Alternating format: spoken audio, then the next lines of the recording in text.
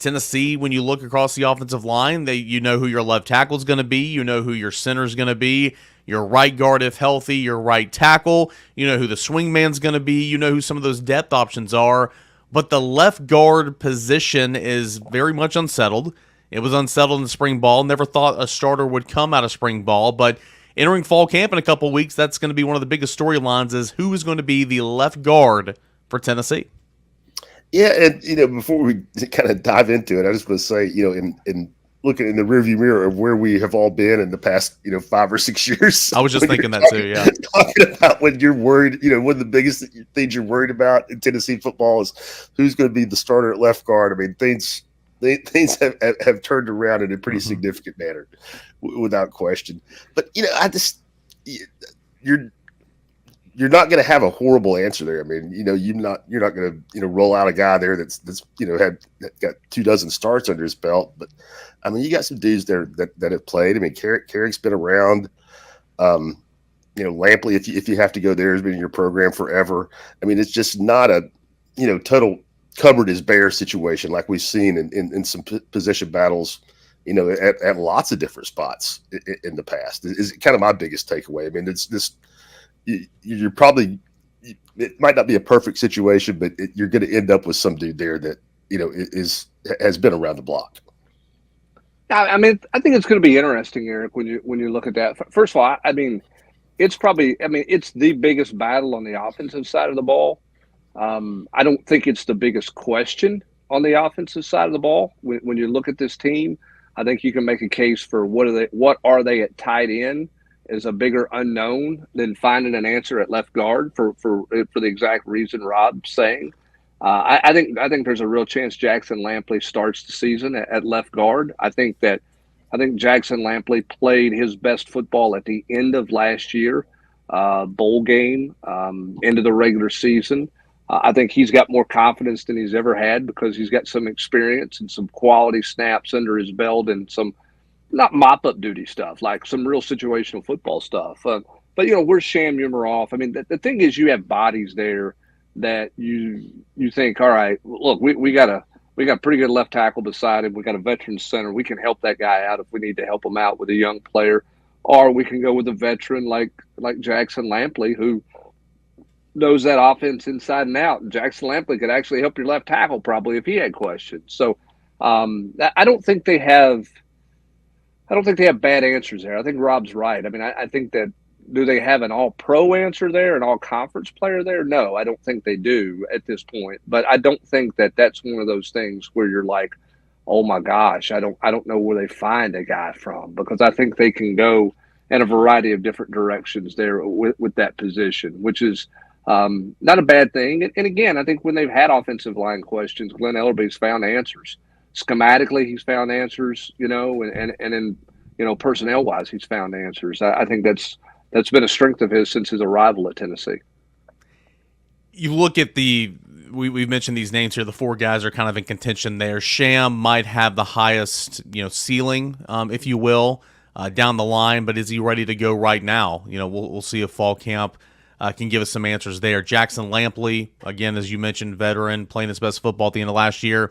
You have Andre Carrick, who missed most of last year with injury, started the first couple of games left guard, and we know that the offensive line coach likes what he sees in Andre Carrick. So, again, at least an experienced guy. And then you have a guy in Dane Davis, which, Brent, tell me if you disagree. I don't think Tennessee would prefer him to be the left guard, but is a guy that played left guard the entire spring because, they were down some guys. Jackson Lampley was playing right guard, and Davis was playing left guard. He can certainly do it. He can play it in a pinch. He can do a spot start there if needed. But it feels like Dane Davis they want him to be the swing man, to be back up both tackles, kind of come in there and get some playing time, probably each game somewhere, kind of to be that sixth man that's just really, really versatile and vital in this offense for Glenn Ellerby.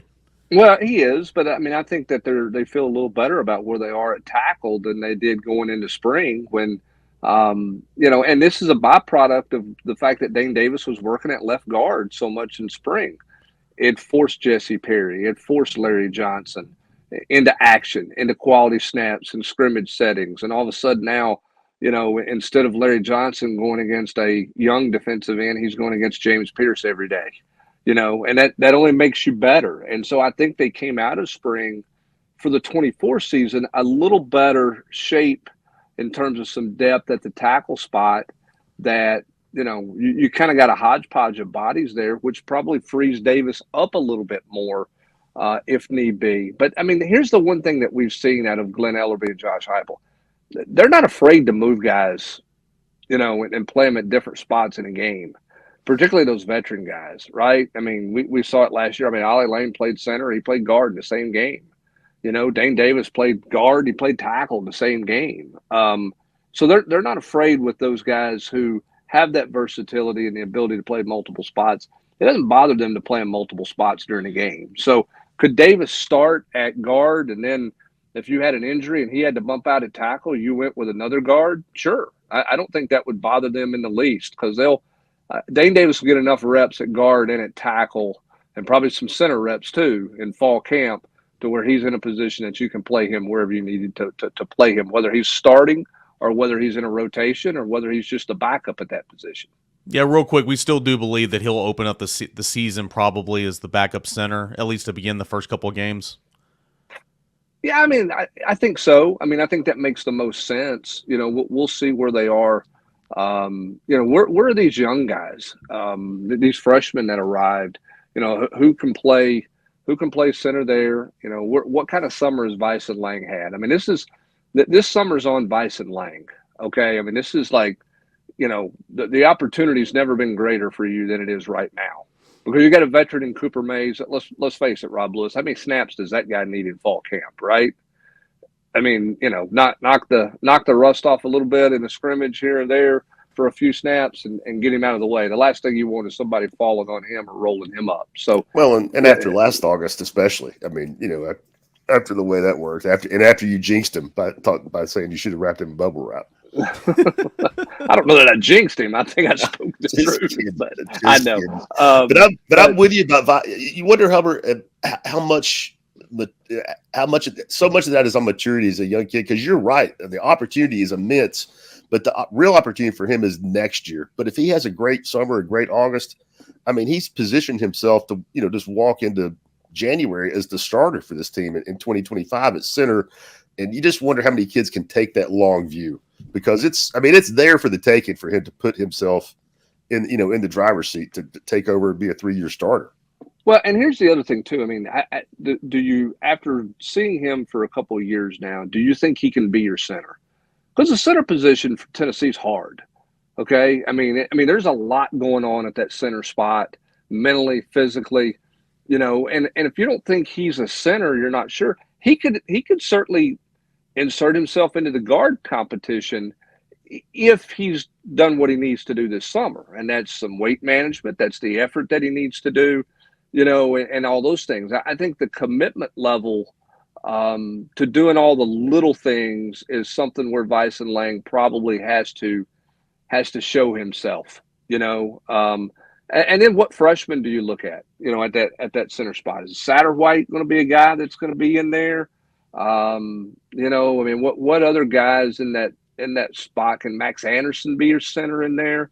Probably not at his size and his height, but what do you look like at that center spot behind, Cooper Mays? I think that's a thing you're looking for this fall. I mean, we've all assumed it's Bison Lang, but it might not be Bison Lang. There might be somebody else that has to emerge there as a young player. And again, this staff really high on this freshman class that arrived and went through spring practice, not just Jesse Perry and Gage Ginther. I mean, they like what they see, and Max and in Satterwhite and those guys. I mean, they feel like they've got some quality dudes there.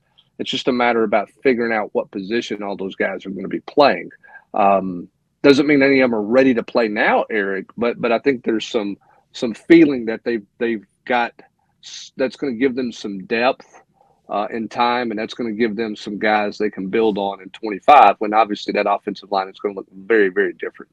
Yeah, and then you throw in Bennett Warren, who's got here in the summer, and he'll be playing catch up, obviously, but he was the highest rated offensive lineman of that class for Tennessee. So and nobody's really talked about him. I mean, it's all been about how big Jemias Hurd is, right? Yeah. I mean, what does Hurd look like? And he's going to play tackle. So you've got some bodies there. I think you're unproven. And we'll see where some guys are. But in terms of position battles now, You got to find a left guard, and then I think you have to have Dane Davis ready as your backup center because of his knowledge of the offense right now.